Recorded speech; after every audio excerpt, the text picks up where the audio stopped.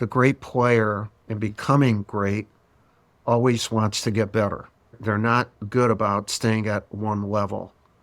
So they want to be coached. The great players want to be coached, and they want to be coached hard. They want to be held accountable. And you want to be taught by somebody who will hold you accountable.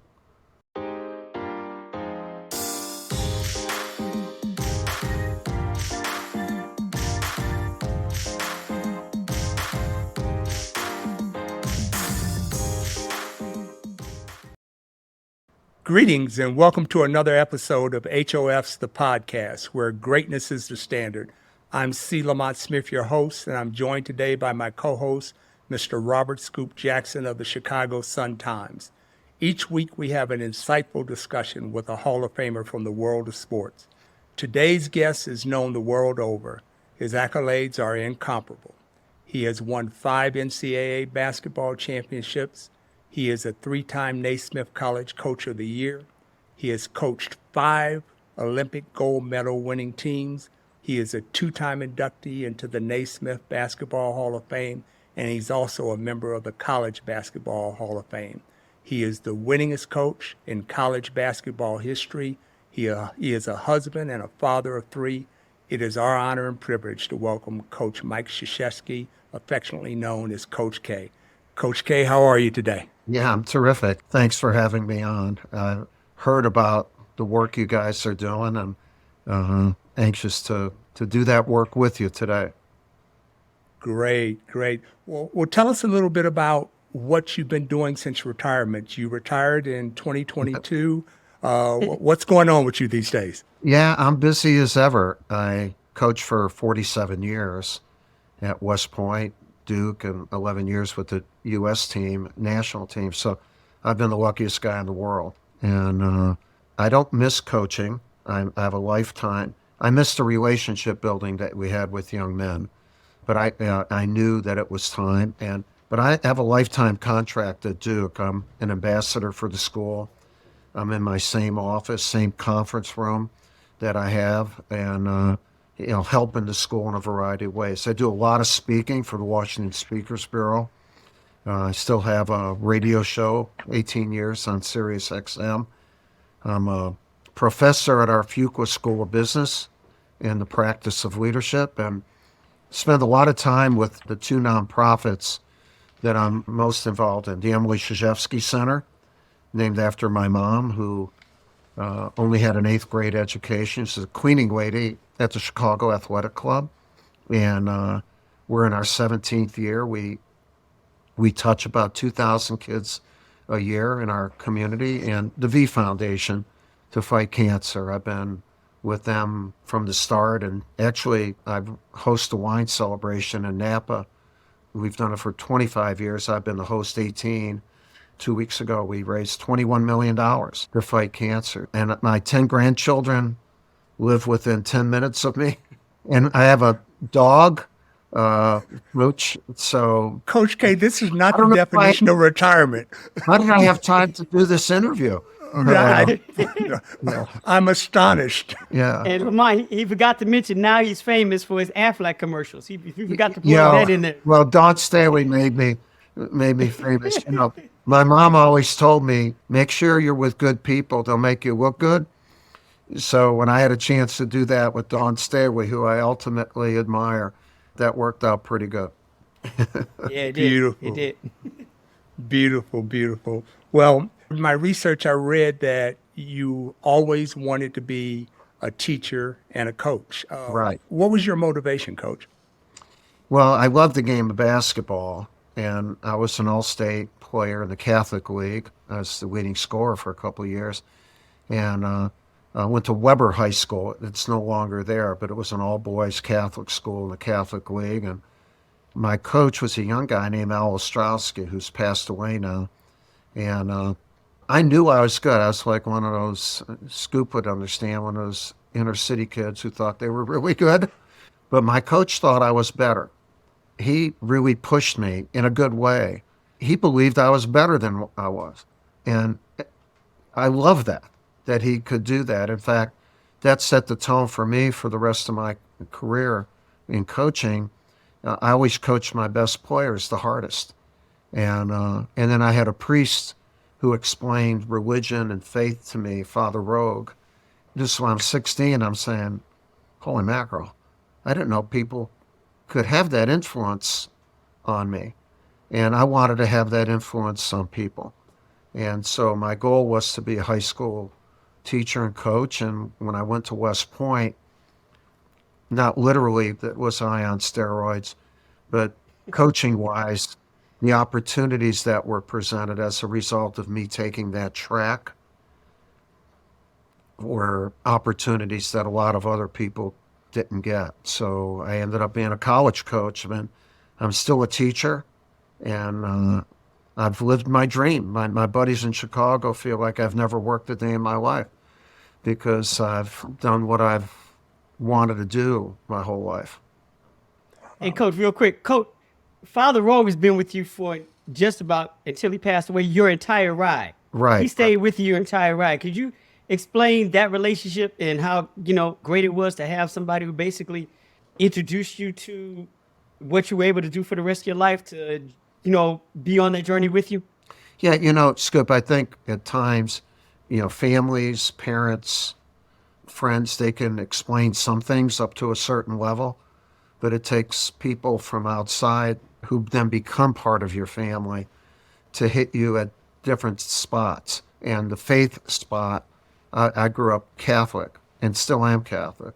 My wife's Southern Baptist, but at 16, I had a hard time figuring out what that meant. Everything you did was wrong, so to speak. And so I asked Father, I said, what can I do? I can't do anything. And he explained faith to me in a way that was deeper, more meaningful. And he did that for my whole life. He died a couple of years ago in his 90s. And I love that relationship. And I think it's important for people to find those relationships and to keep balance. You should never always be the smartest person in the room. You should have other people who are smart in the room and who are going to make you smarter. And my coach did that on an athletic aspect, and Father Rogue did that on a faith aspect. Coach, you have coached some of the greatest, you've coached all of the greatest basketball players in the world. When you take into account your coaching of the Olympics, Grant Hill, Christian Laettner, Jason Tatum.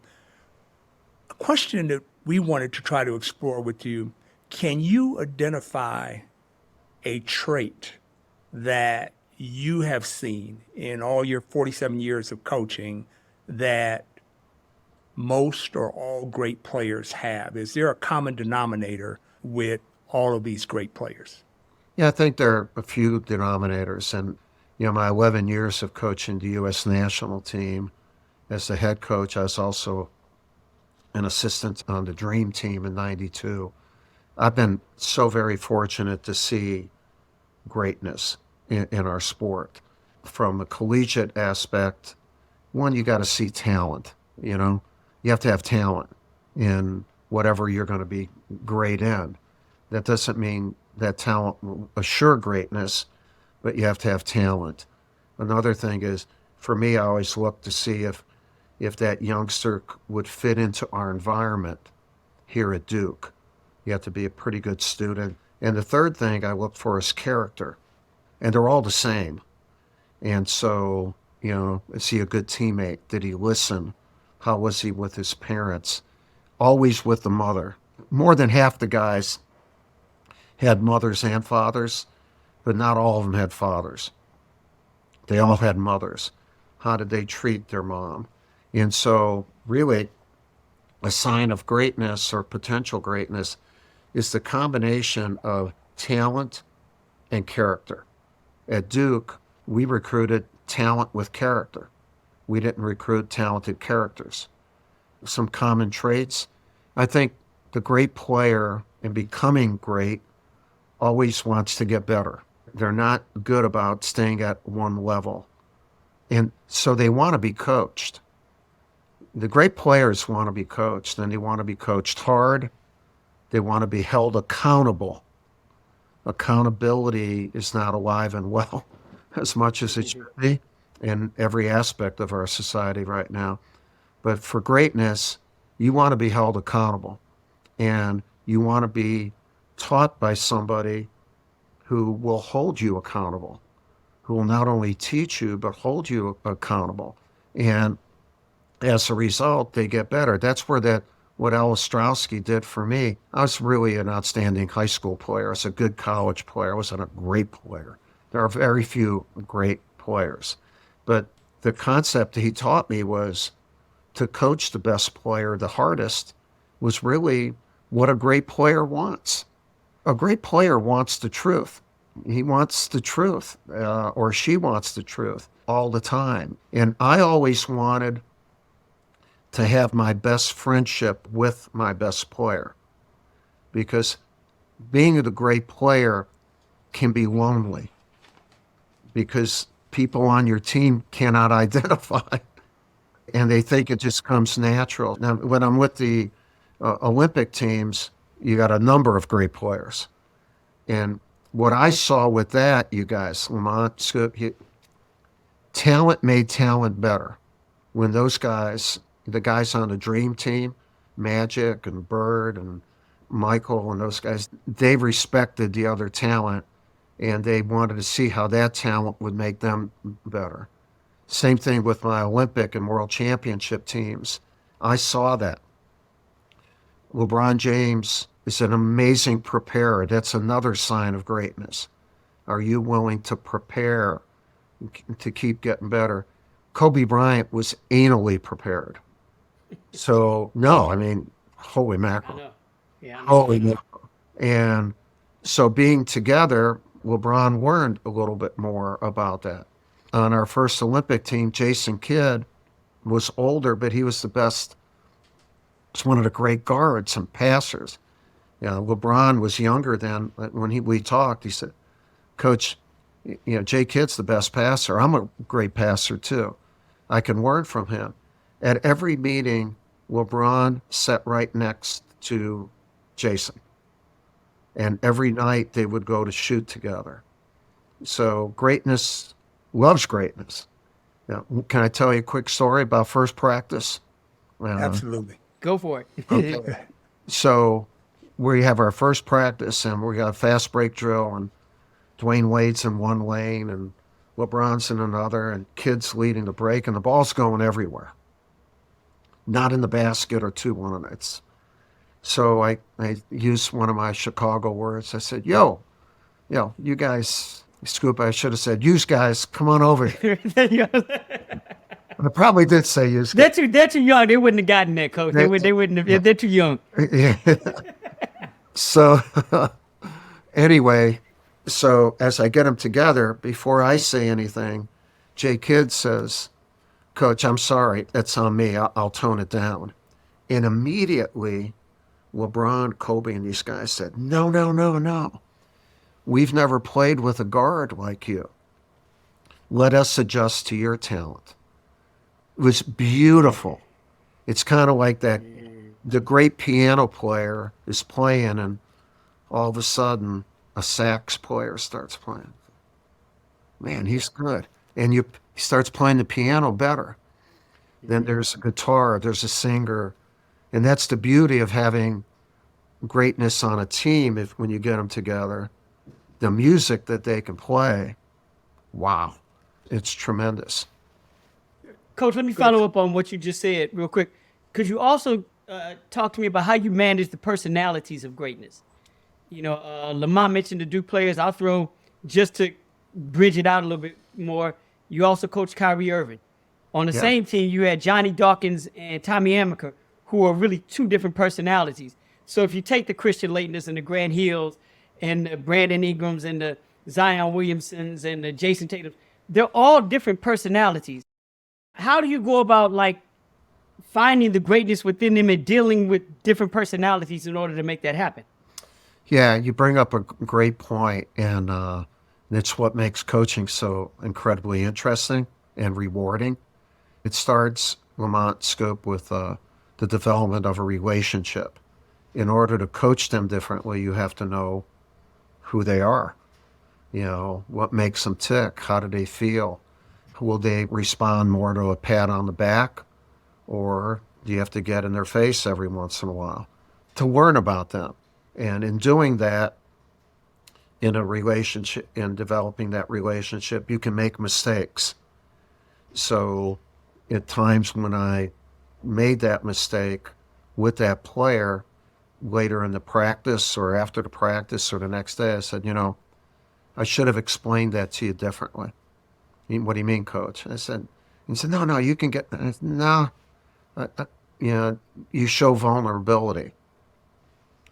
And when you do that, the player will show you vulnerability, which a great player doesn't like to show to other players.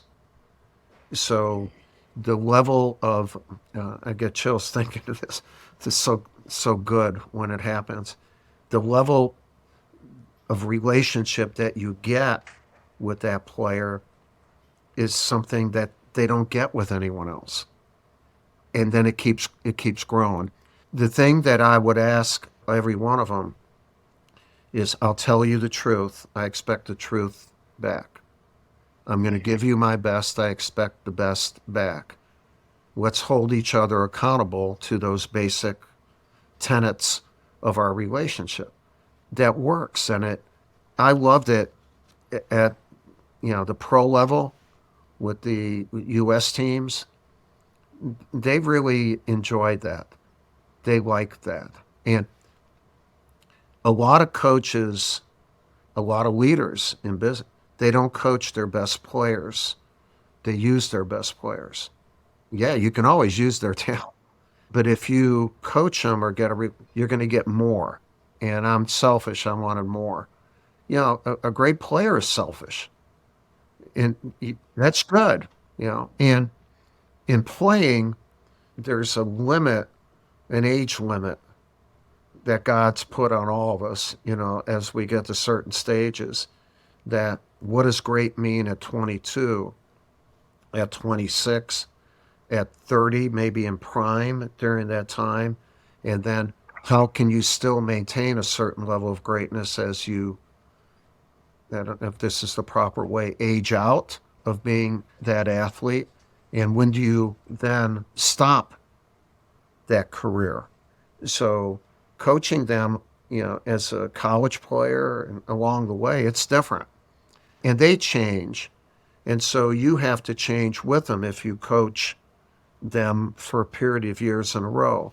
It's why the greatness of a Greg Popovich is there with the Spurs and those great players and playing together but moving along. There aren't as many coaches who've coached continuously where you have that. So Pop and I are great friends, and you know, that's one of the things I've admired with him, with his organization. In college, one and done, you don't get to do that. In the old days, I got to do that with Leitner, Dawkins, Hill, and Battier. Yeah, he was a great college player. Not a good one. He's a great college player.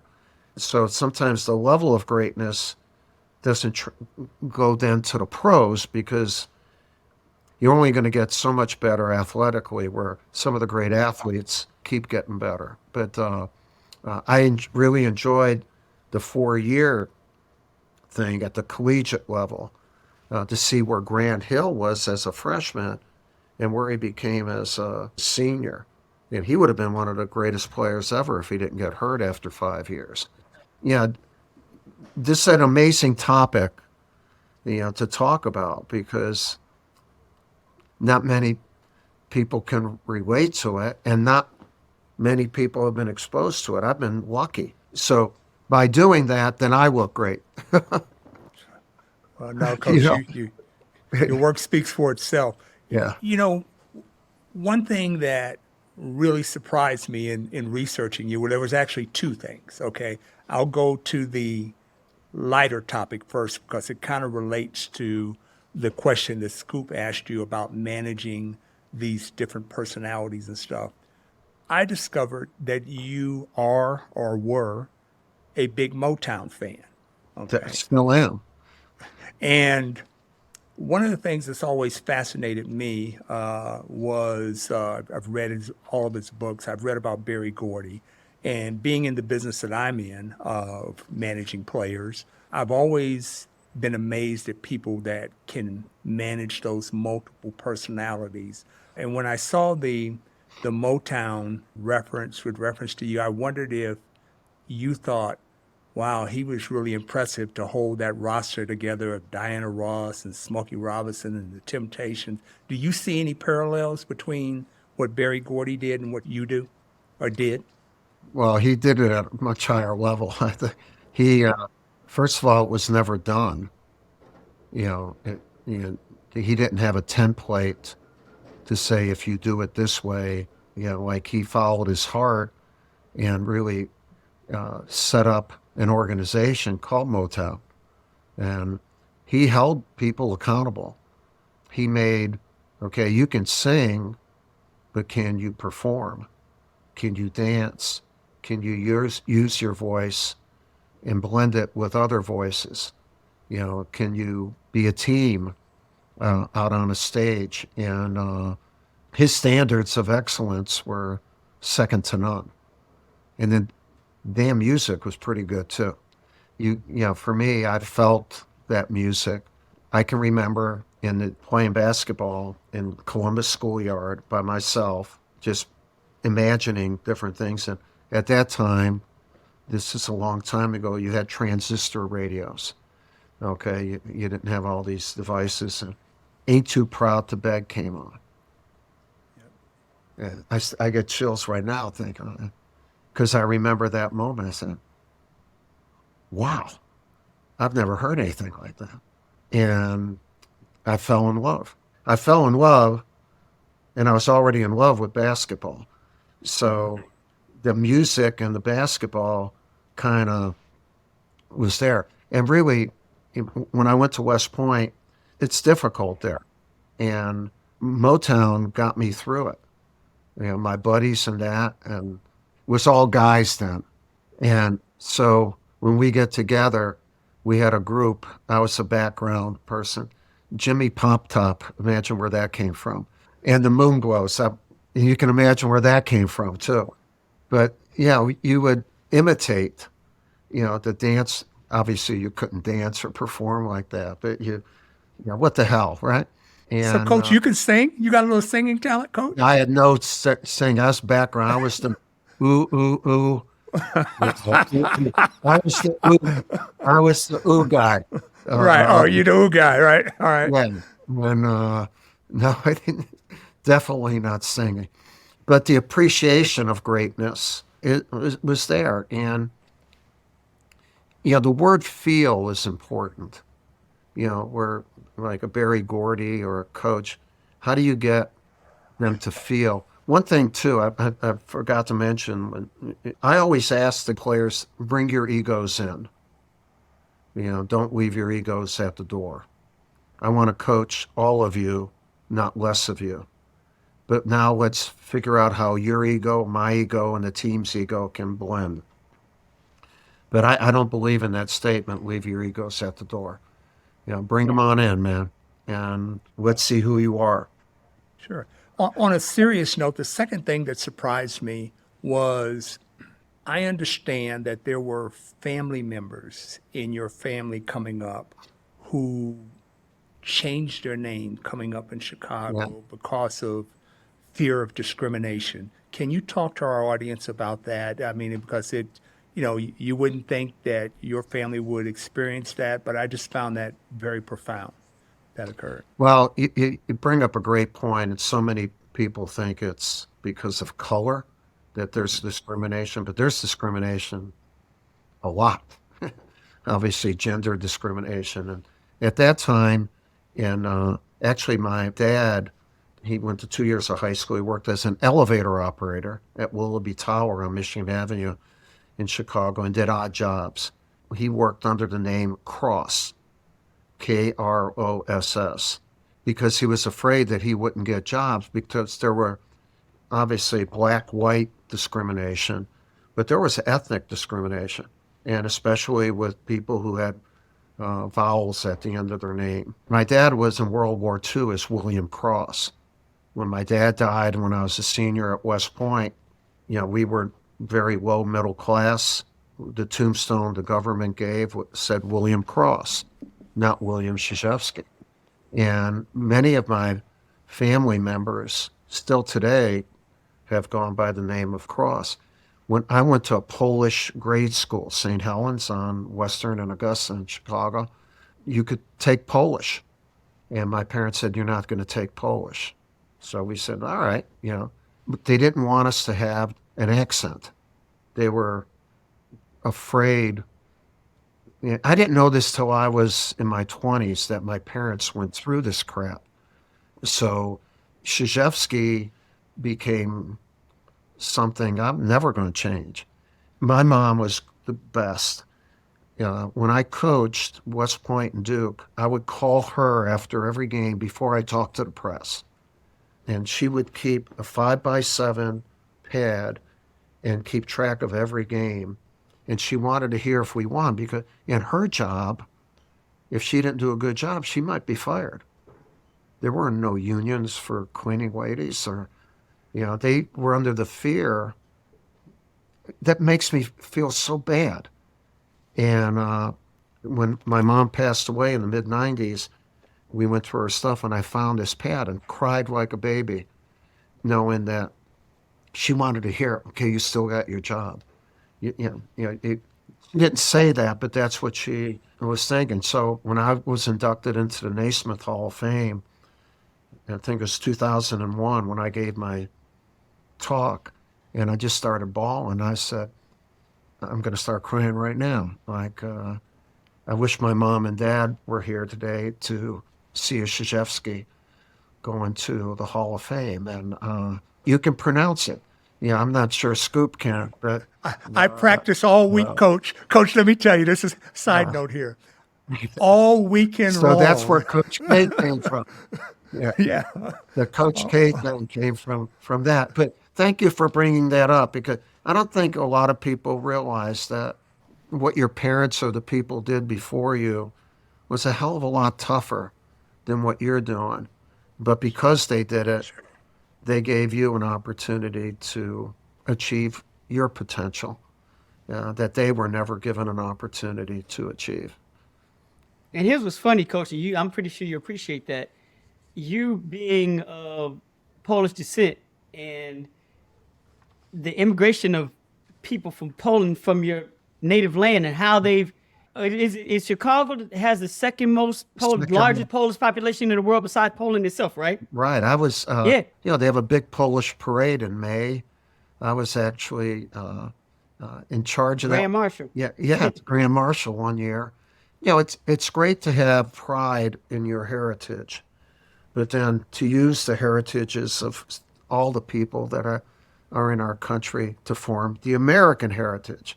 Yes. That's why the diversity of our country should be our biggest strength, not let it ever be, as it has been, a weakness. Coach, you won your first national championship in 1991.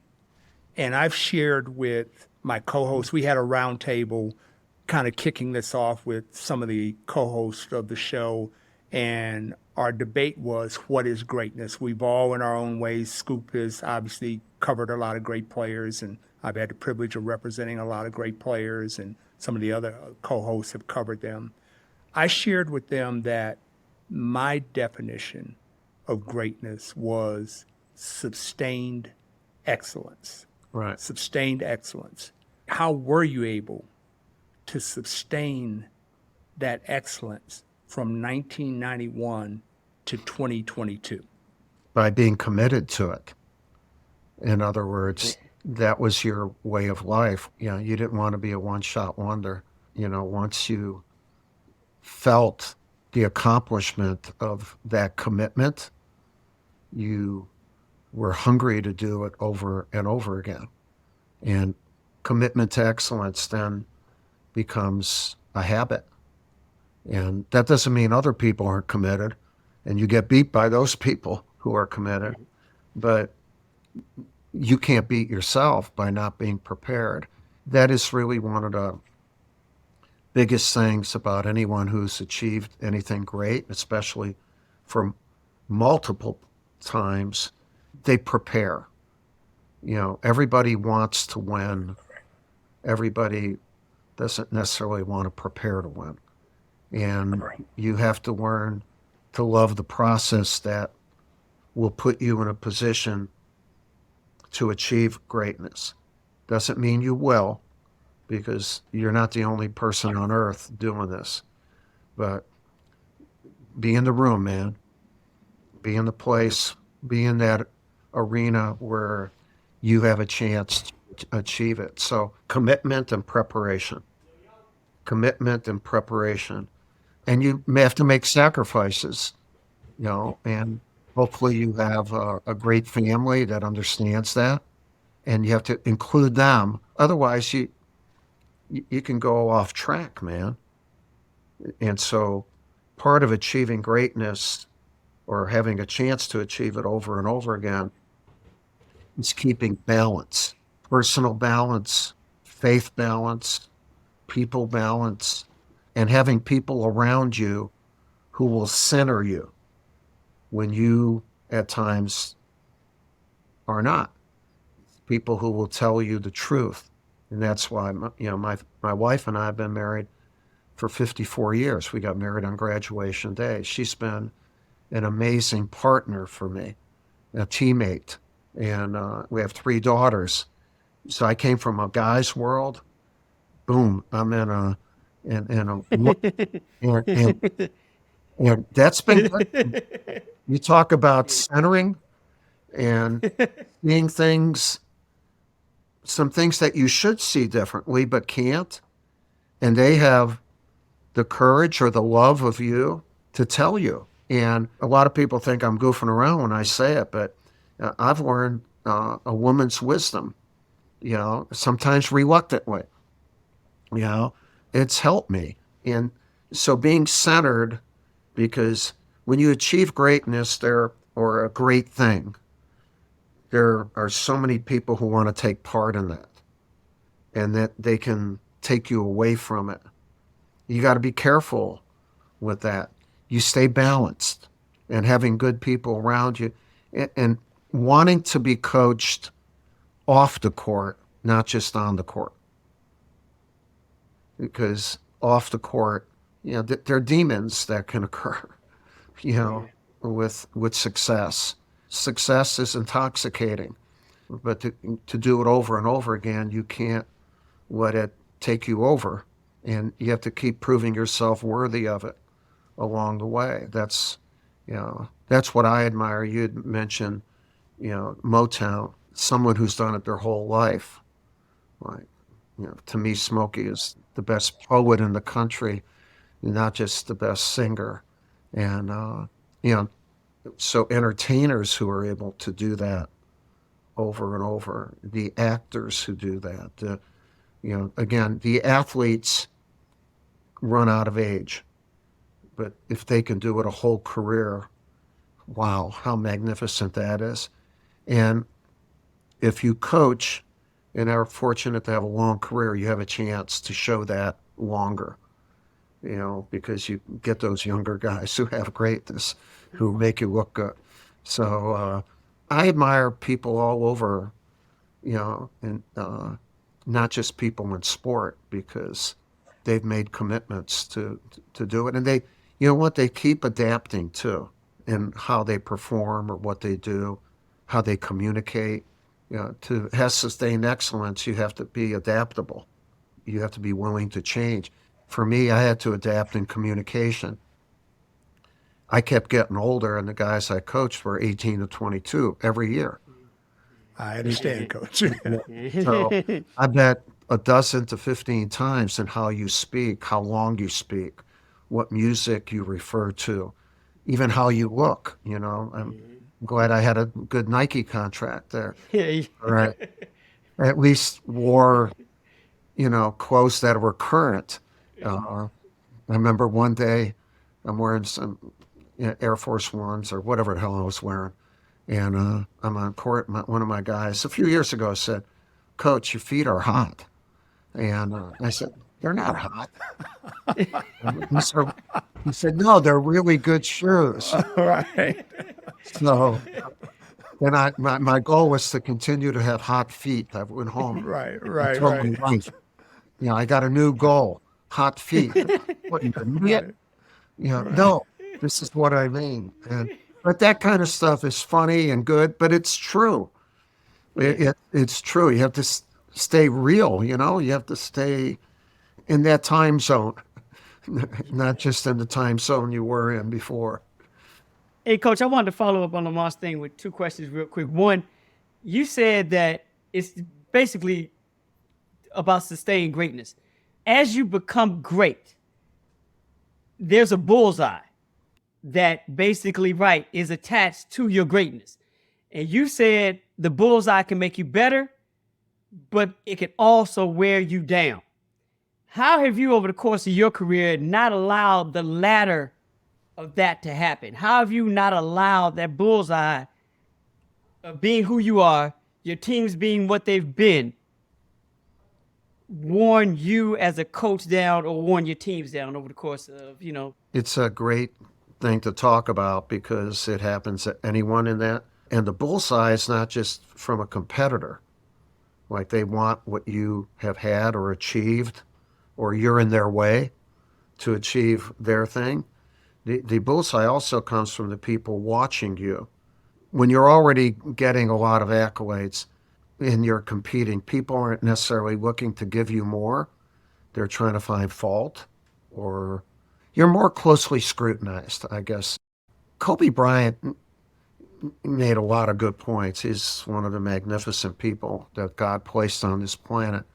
I've heard him say, I coached him a couple times, and Coach, pressure's a privilege, and I think things like that, I tried to, okay, we have that target on us Like, this is what we want. We that want this. we want, let's handle it right. And so internally, don't let outside hurt inside. So you not only have to be cognizant of beating your opponent on the court, you have to be cognizant of creating an environment where people could not throw darts at you, where you're always ducking, but you say, okay, that's the way. And so you talk to your guys more about that. Because for like a college kid, after you win a couple times, they're on a team, they haven't won a couple times. They're trying to win for the first time. And so, boy, I thought everyone loved us. No, they don't. But so handling that's a really important point. And again, the keeping of balance. I'd go into an arena and there'd be 20,000 people or 15 on the road. And when I walked out, I was booed by every one of them.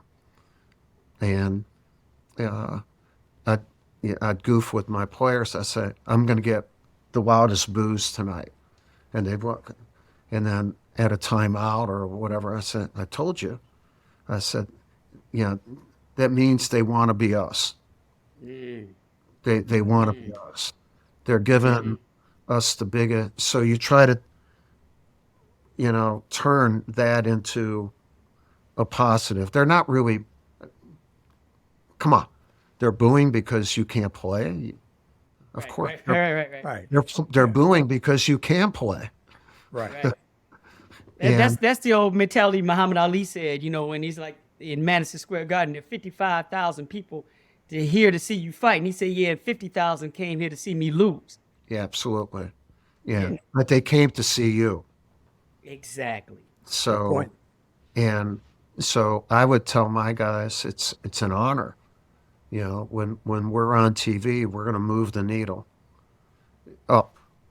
There are going to be more people watching. And like you just said, some of them will want us to win. Some of us will want to lose. Some of them will want to just see who the hell we are, But they want to see you.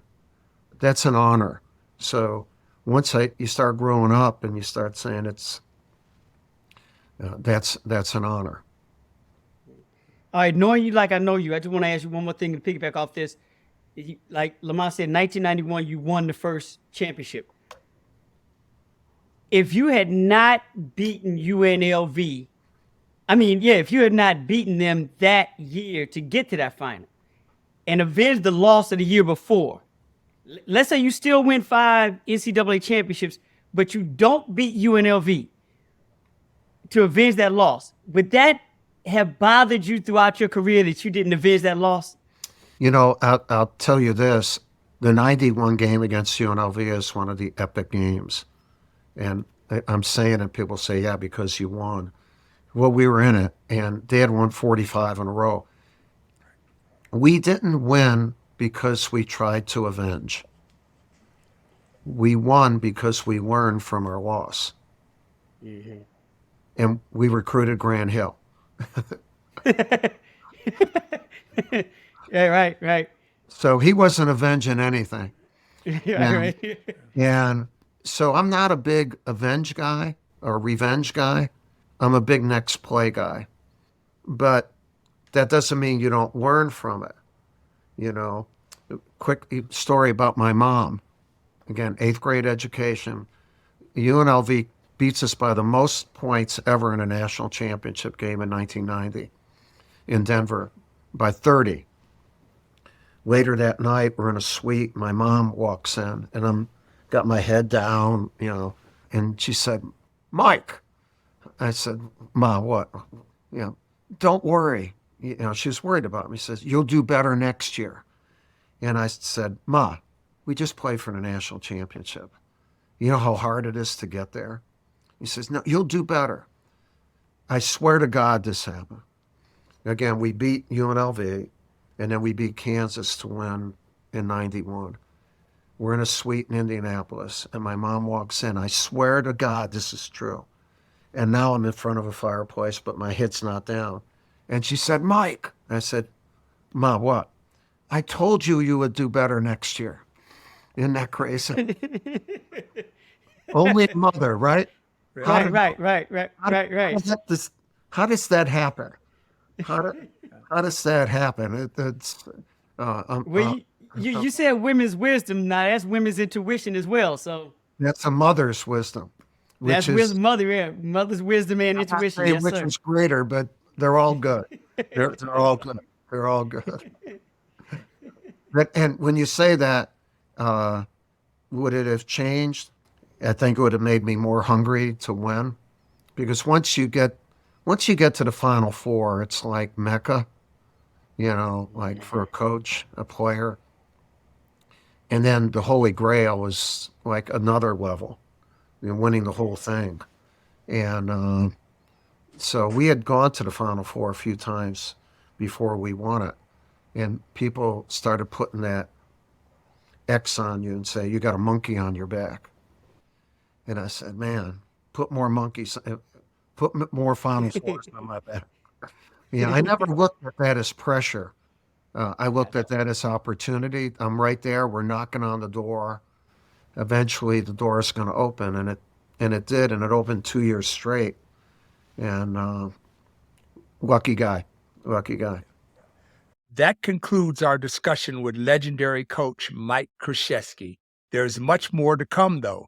Tune in for part 2 of our discussion in 2 weeks. That's October 19th, where Coach K talks about Kyrie Irving, Zion Williamson, leadership, and greatness. And remember, here at HOFs, legends never retire.